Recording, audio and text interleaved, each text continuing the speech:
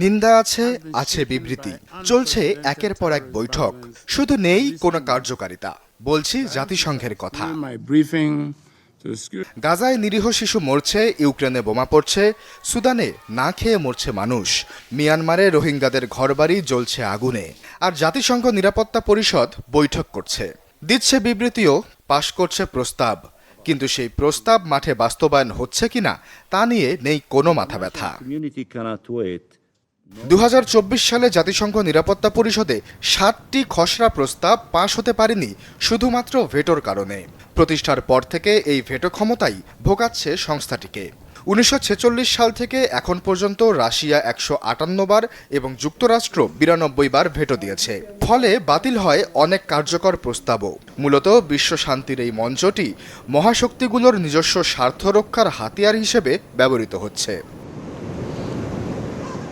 2025 সালে মাত্র 44টি প্রস্তাব পাশ করেছে জাতিসংঘ, যা 1991 সালের পর সর্বনিম্ন।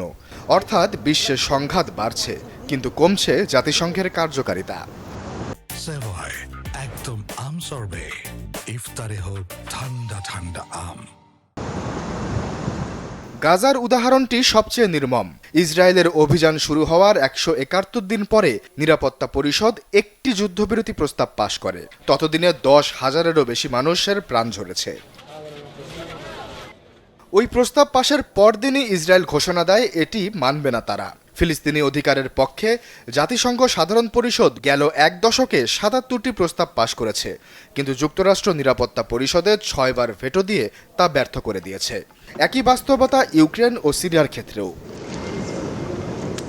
অক্সফামের ভেটোয়িং হিউম্যানিটি শিরোনামের একটি গবেষণা বলছে, গেল এক দশকে বিশ্বের 23টি দীর্ঘস্থায়ী সংঘাতে নিরাপত্তা পরিষদে যত ভেটো পড়েছে তার 97%ই পড়েছে ফিলিস্তিন, সিরিয়া ও ইউক্রেনের ক্ষেত্রে।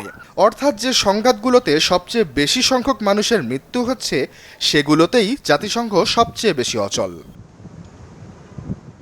মূলত দ্বিতীয় বিশ্বযুদ্ধের বিজয়ী শক্তিগুলো তাদের আধিপত্য ধরে রাখতেই তৈরি করেছিল এই ভেটো ব্যবস্থা।